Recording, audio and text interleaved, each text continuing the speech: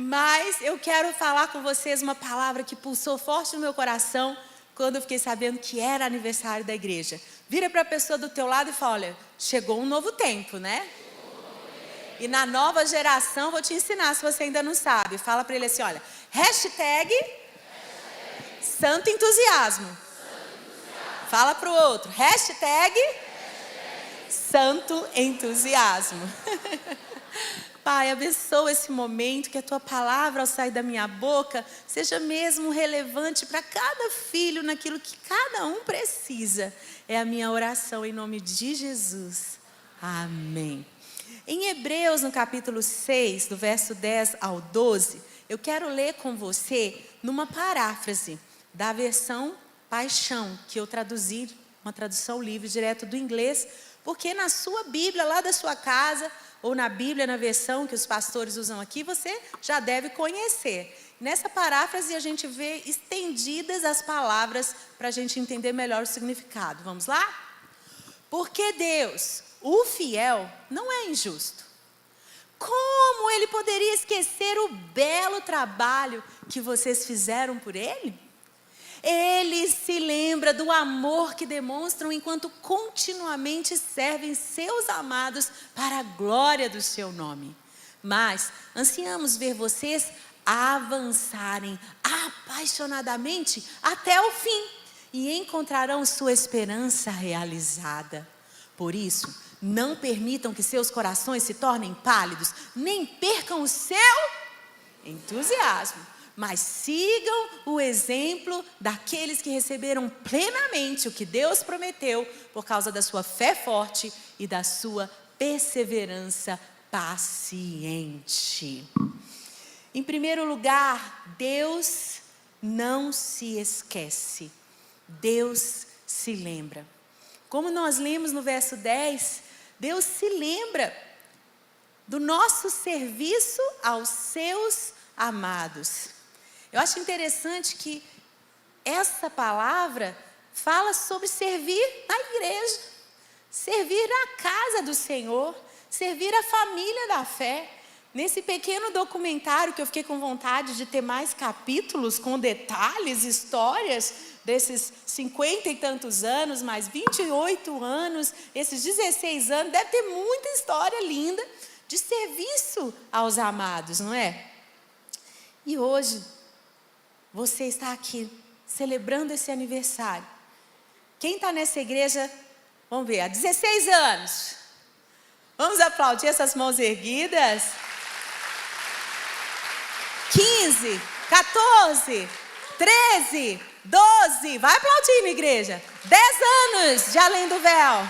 9, levanta a mão. 8, 7, 6, 5, 4, 3, 2, 1. Quem chegou agora? Se eu fosse do ABC, eu já sei que essa ia ser minha igreja, gente. Quem queria ser dessa igreja? Só para eu levantar minha mão. Então, você serve, você também tem histórias para contar. Desde que eu cheguei na igreja, eu me voluntariei, né? Desde que eu cheguei na igreja, coloquei meus dons, meus talentos, meus recursos à disposição do Senhor, né? Quem aqui serve no Kids? Não sei se é assim que você chama. Vamos aplaudir quem serve nas crianças. Quem aqui serve os adolescentes? Ué, a turma mais animada está silenciosa. Quem aqui serve com os jovens? Gente, esses jovens são tão domados aqui nessa igreja. Quem aqui serve com as mulheres? Tem trabalho com homens? Gostei. Quem aqui trabalha na área social da igreja? Uau, vamos aplaudir, que lindo, as mãos que servem, né? Eu vou falando aqui, tem pequenos grupos aqui nessa igreja, nas casas? Então profetizo que vai ter, aleluia! Quem aqui trabalha na música, nas artes da igreja, na técnica? Tem alguma coisa que eu não falei, que essa igreja é tão criativa? No criativo! Bem, você sabe o que você faz aqui nessa casa, nessa história tão bonita. E às vezes, eu confesso, eu sou filha de pastor, eu sou esposa de pastor, eu tenho 48 anos de idade e eu tenho 48 anos da igreja. E a gente às vezes fica meio chateado. Poxa vida, lá no grupo do WhatsApp do ministério, ninguém me agradeceu. Mencionou fulano, mencionou ciclano, agradeceu Beltrano. E ninguém viu. Quantas vezes, né, a gente espera do pastor, da esposa do pastor, um aperto de mão, olhar nos olhos e falar muito obrigada, né? Poxa, na festa de voluntários deram medalha para todo mundo. E eu? Eu achei que eu tinha sido o voluntário mais extraordinário desse ano. E foi o outro. E às vezes, nós seres humanos, a gente fica esperando reconhecimento humano. Mas aqui, a palavra é clara. Diga para o voluntário, servo de Deus nessa casa, diz para ele, olha, Deus não se esquece. Deus se lembra. Ele é o justo, Ele é o fiel. E não é tão lindo como que Jesus, ele fala assim que até um copo d'água que você dá lá na sua casa, nem é trazer a água aqui para o pregador, visitante, não. Isso também é importante, né? Mas aquela água que você dá para uma pessoa que bate na sua campainha, nem aquela água, um copo d'água não vai ficar sem galardão. A nossa recompensa eterna não será tirada. Jesus, ele adverte, ele fala, olha, cuidado para vocês não fazerem as suas obras para serem vistos pelos homens. Nosso coração é tão enganoso. Eu tenho certeza que você já foi tentado como eu, a fazer para ser visto. Na verdade, né, eu até fico pensando, meu Deus, o Senhor tem, né, falado para mim, me autorizado a contar tantas coisas, histórias. Será que vai sobrar algum galardão lá no céu?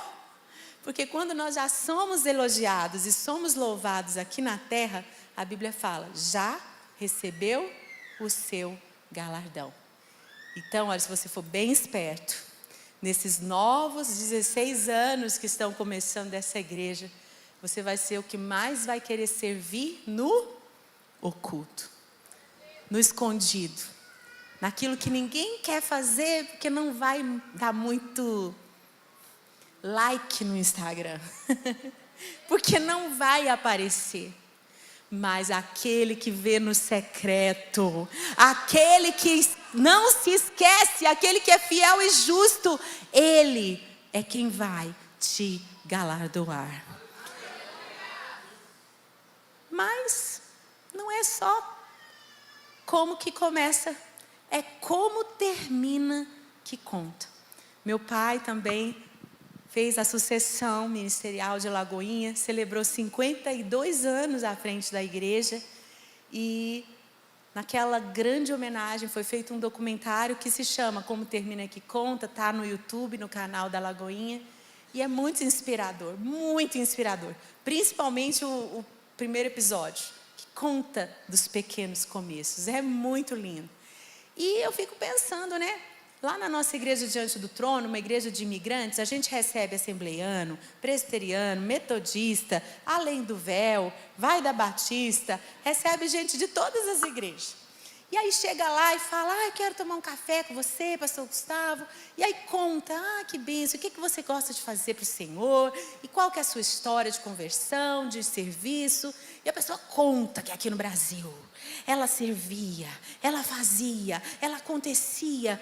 Mas sabe, pastor, eu cheguei aqui e eu quero ficar no banco. Sabe, eu estou muito machucado, porque aconteceu isso ou aconteceu aquilo, ninguém me viu, ninguém me vê, ninguém me elogiou, ninguém me... O que adianta a pessoa contar? Porque há 20 anos atrás, eu fiz isso na igreja. Eu ganhei meus vizinhos todos para Jesus. E agora?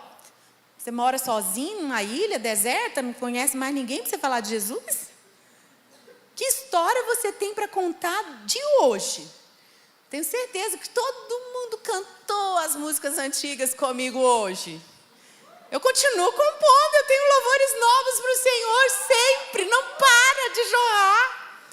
Nós temos que ter histórias para contar hoje e nós temos que ser fiéis até o fim.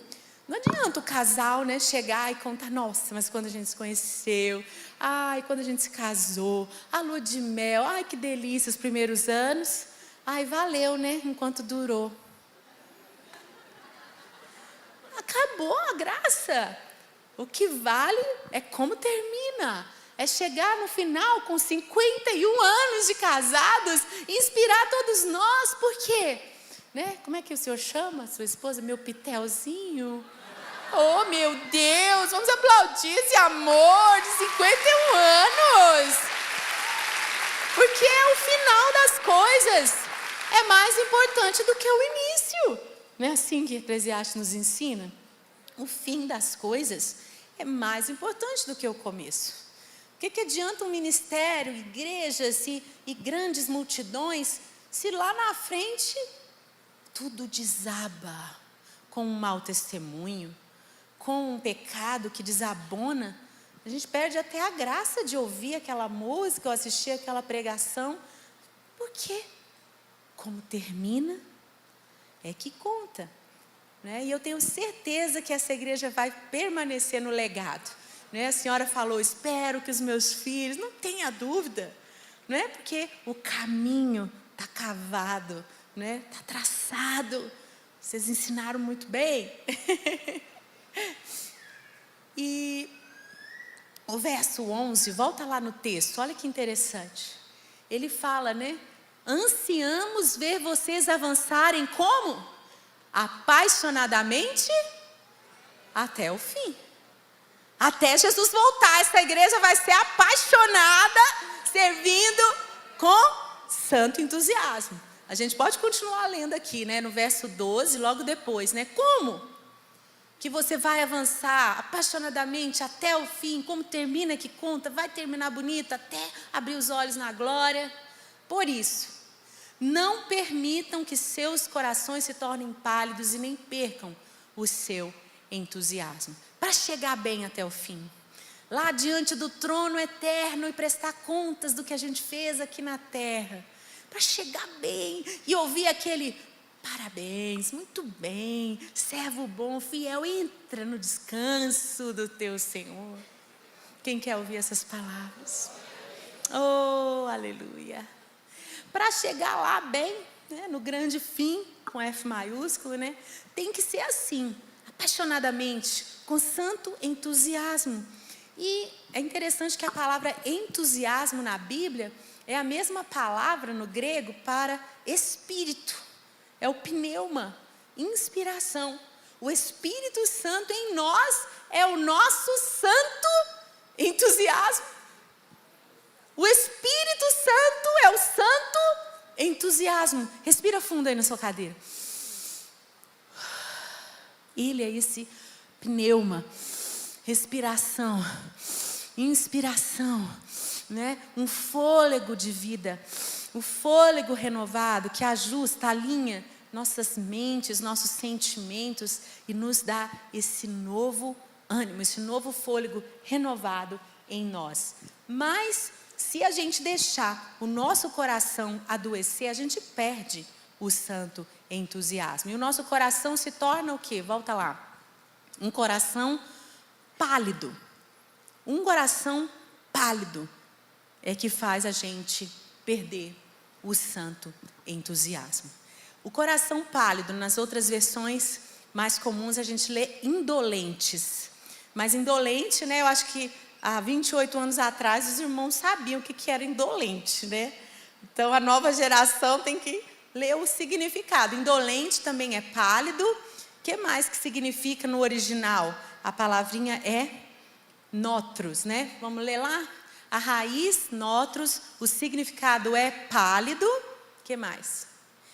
Negligente, sem brilho, maçante, sem interesse, entediado, cansado, diminuído, reduzido e preguiçoso.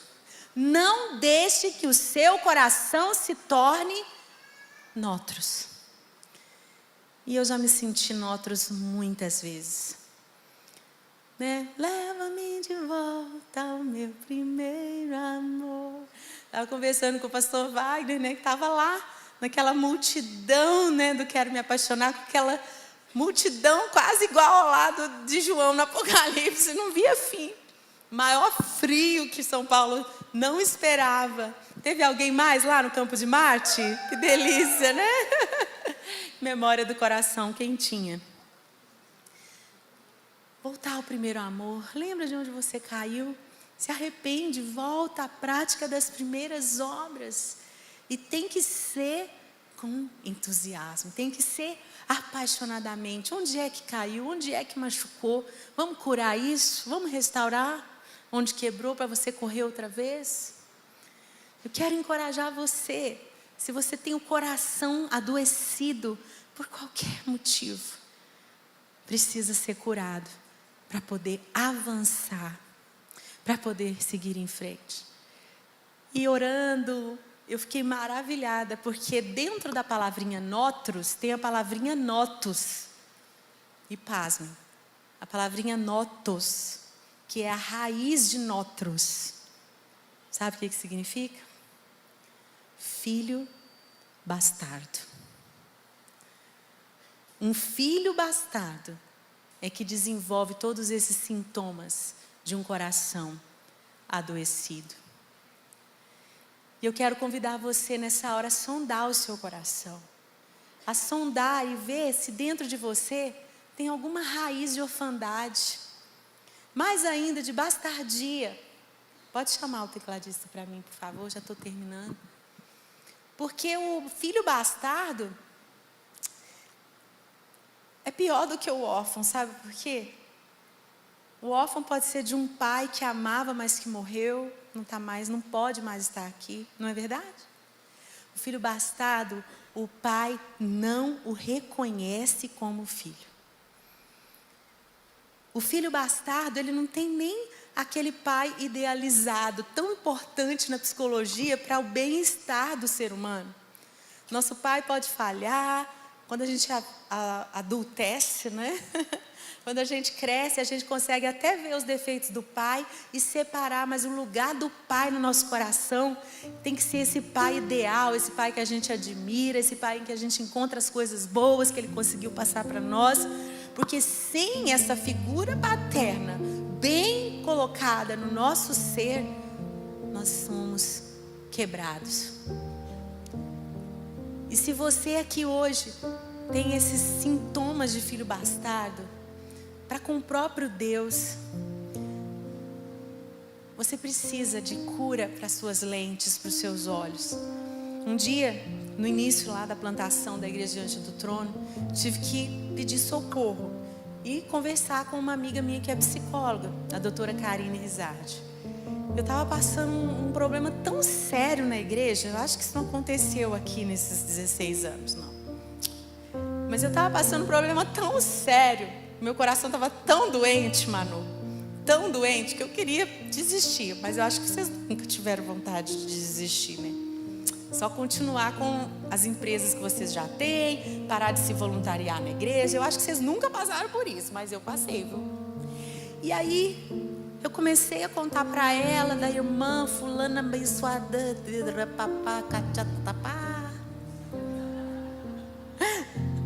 a minha mãe fala que crente não xinga palavrão, então ela fala, xinga uns nomes bíblicos, tipo, seu Nabucodonosor, sua Jezabel, sei lá, uma coisa assim para xingar, né? Eu tinha uma irmãzinha assim, prima da Geza, sabe, que tava me dando uma dor no coração.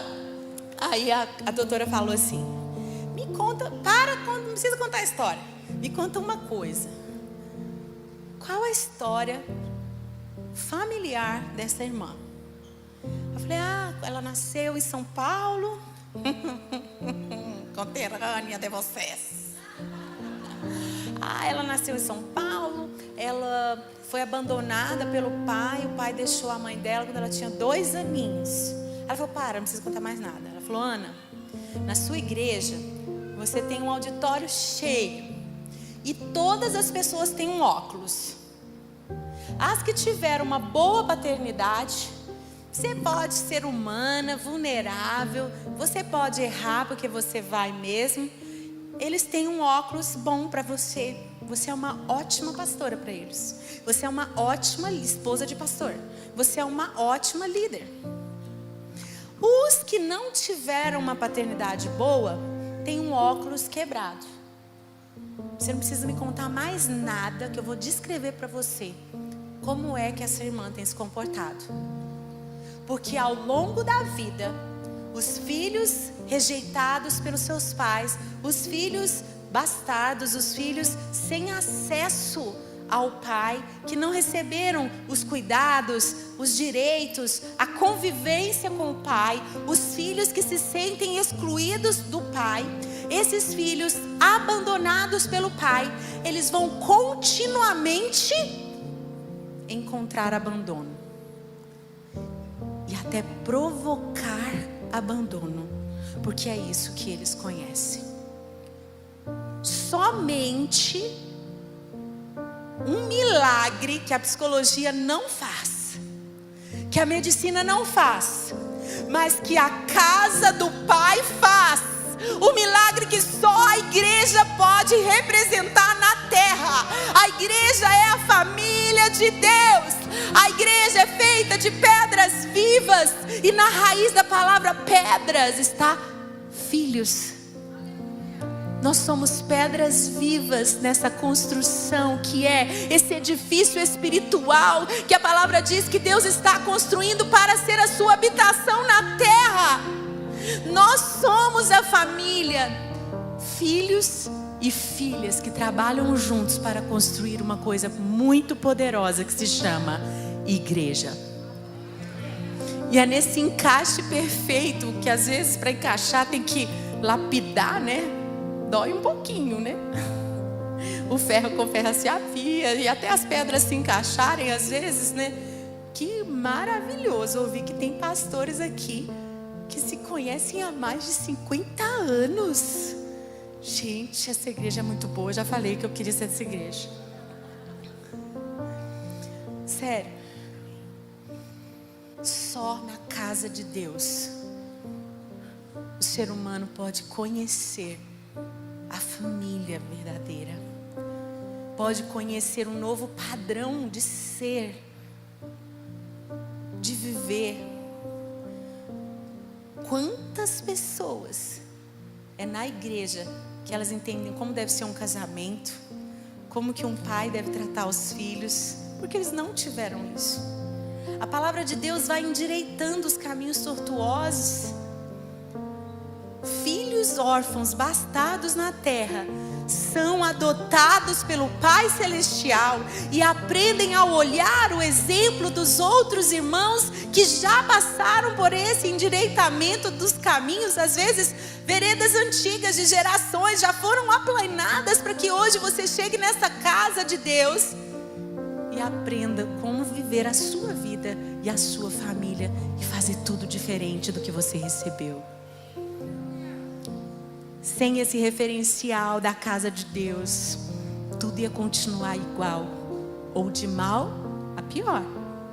Mas porque você tem uma família como essa que você viu aqui na frente, 14 pessoas de 3 gerações, todos na presença do Senhor, você tem que valorizar isso e olhar para isso como um legado que não é só deles, mas é de todos que se espelharem neles. Olha o que Hebreus também continua falando, né? Volta lá no texto para nós. Qual que é o antídoto para curar esse coração que perdeu o entusiasmo de servir aos amados na igreja? Qual que é o antídoto para curar o coração pálido, indolente, doente? Sigam o exemplo daqueles que receberam plenamente o que Deus prometeu, por causa da sua fé forte e da sua perseverança paciente. Eu quero dizer para vocês, pastores, que vocês estão entrando num novo tempo de transição, de desfrutar, né, da melhor idade. Pastor Osvaldo, pastor Odete, Mas vocês não aposentam de ser referencial, não. Vocês não aposentam de dar conselho. Vocês não aposentam de inspirar as novas gerações. Nós precisamos de vocês. Agora mais disponíveis, porque não vão se estressar, cansar, preencher o dia com a agenda lotada. Quem quer tomar um cafezinho lá na casa da pastora Odete? Ah, meu Deus do céu. Vocês vão ter só que verificar se eles não estão viajando num cruzeiro lá na Europa, sabe? Que agora eles podem. E não somente eles, mas qual é a área que você tem tanta esperança de ser transformada na sua vida? Você faliu? É a sua finança que está quebrada? Procura, que eu tenho certeza que aqui na igreja tem alguém que já faliu, já levantou, já se restabeleceu e pode ser uma referência para você. Qual é a área da sua vida que você tem aquela esperança? Se é uma mulher infértil, um homem infértil que sonha ter filhos, tenho certeza que tem testemunho de mulheres estéreis que receberam seus presentes, seus filhos, herança do Senhor aqui nessa igreja. Eu tenho certeza que aonde você precisa ter a sua vida renovada, sua fé, sua esperança renovada, olhe, siga o exemplo. Tem muito bom exemplo aqui nessa casa.